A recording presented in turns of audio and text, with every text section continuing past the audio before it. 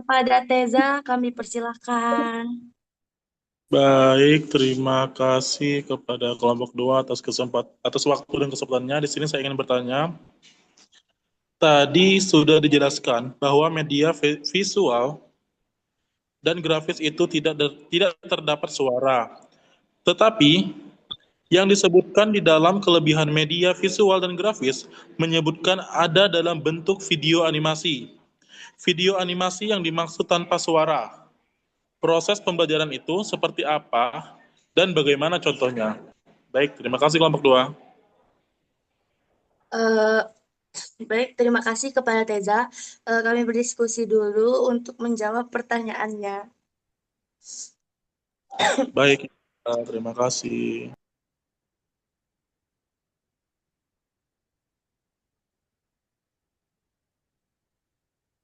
Mungkin bisa langsung saya jawab atas pertanyaan Teza tadi. Eh, Dapat disimpulkan pertanyaan dari Teza tadi, mengapa dan seperti apa contohnya video animasi di dalam bentuk eh, media visual yang hanya eh media iya benar media visual yang hanya menggunakan indera penglihatan. Nah, baik. Jadi, contoh video animasi di dalam media visual itu memang tidak terdapat suara seperti video biasanya ya, teman-teman. Tetapi hanya mengandalkan indera mata saja, seperti yang saya jelaskan tadi tentang pengertian visual yang hanya dilihatkan oleh indera mata. Jadi, videonya itu tidak terdapat suara, hanya ilustrasi konsepnya aja. Nah, contohnya, misalnya pada pembelajaran IPA tentang proses fotosintesis.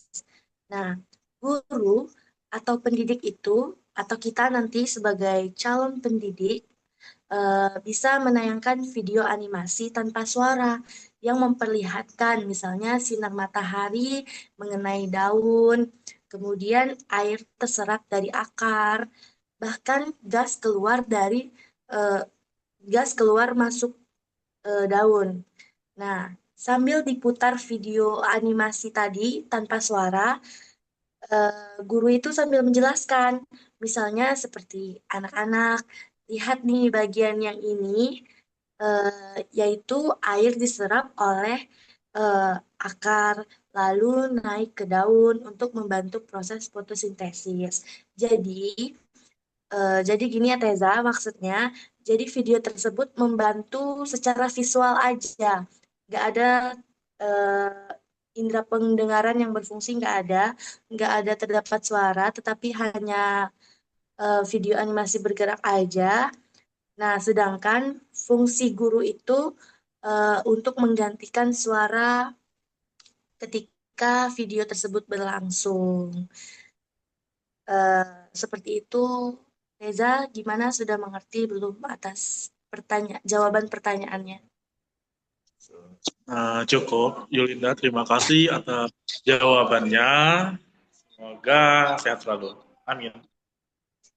Amin. Terima kasih juga, Teza. Baik, kepada eh, siapa lagi yang mau bertanya, boleh angkat tangannya.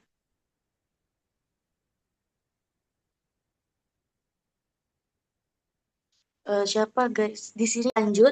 Pertanyaan selanjutnya yaitu Reva Felisa. Kepada Reva Felisa kami silakan. Baik, terima kasih kepada kelompok dua.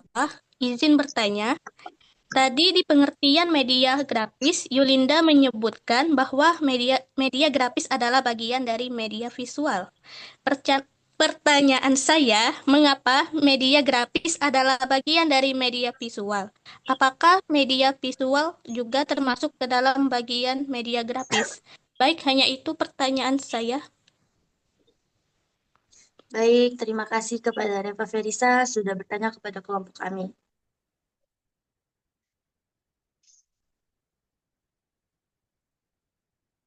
Mengapa media grafis itu termasuk ke dalam bagian media visual?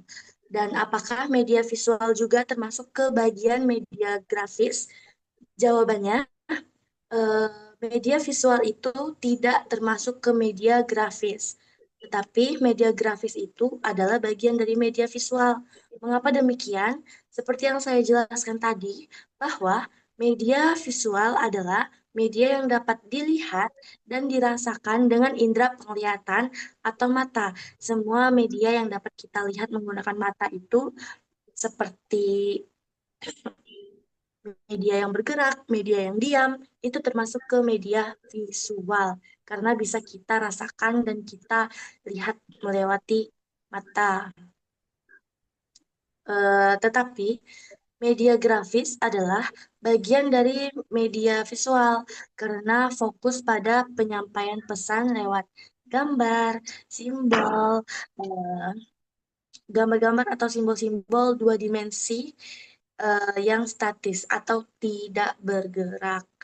Jadi, intinya cakupan media visual itu lebih luas dibandingkan media grafis. Seperti yang saya jelaskan tadi juga, bahwa intinya media grafis ini adalah simbol media visual dua dimensi, bukan visual bergerak.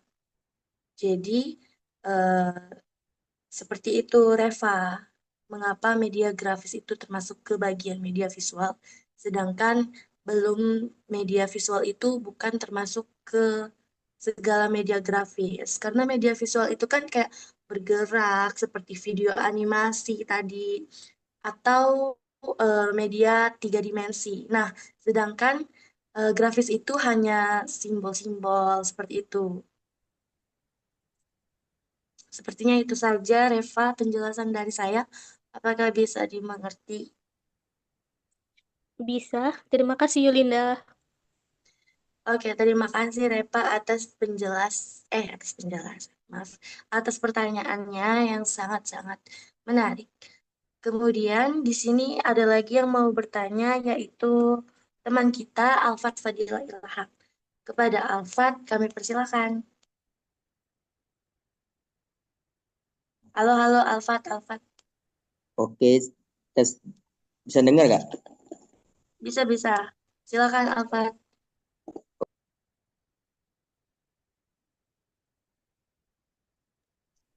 Menyala tim editor.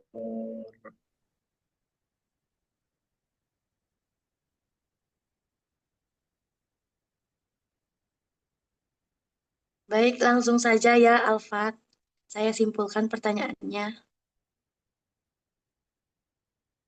Alfat. Masih Baik, berapa silakan. penanya, Yulinda? Baik, dapat saya simpulkan dari pertanyaan Alfa tadi, bagaimana perkembangan teknologi digital mempengaruhi bentuk dan fungsi media grafis serta media visual di era modern. Nah, eh,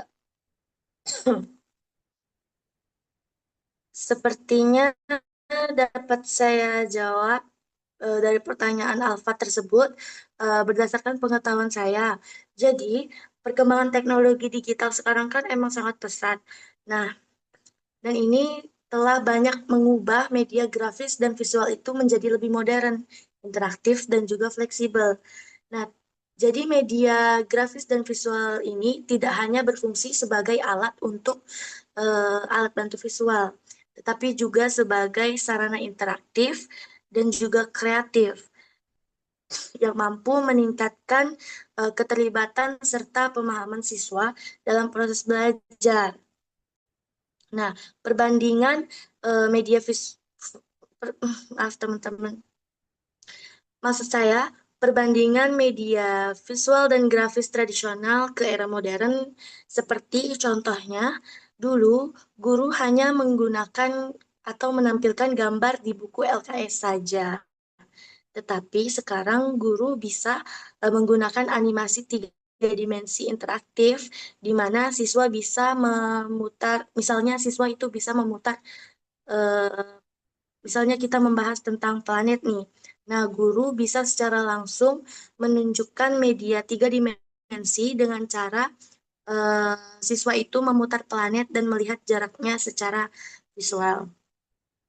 Nah, intinya dulu guru itu hanya menyampaikan media grafis atau menyampaikan materi pembelajaran yang ada gambarnya itu hanya di buku LKS saja, sedangkan sekarang itu bisa melewati mungkin proyektor atau alat peraga 3 dimensi tersebut untuk membantu pembelajaran yang ada di dalam kelas. Sepertinya itu saja. Gimana, Alfat? Baik, sudah jelas. Terima kasih Yulinda. Oke, sama-sama, Alfat. Baiklah, berhubung tidak ada lagi teman-teman yang ingin bertanya, saya ingin menyampaikan kesimpulan dari maaf teman-teman, maksudnya saya ingin menyampaikan kesimpulan dari materi kami tentang media visual dan juga media grafis. Nah, jadi intinya media visual dan juga media grafis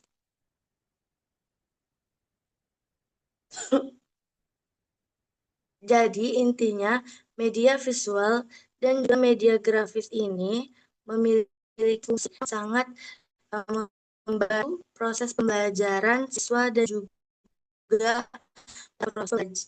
dalam proses mengajar.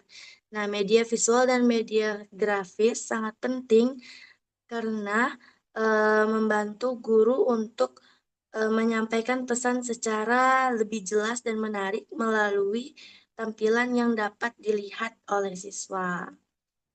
Nah, kelebihannya juga kita dapat menarik perhatian siswa, mempermudah pemahaman materi mereka, meningkatkan daya ingat mereka.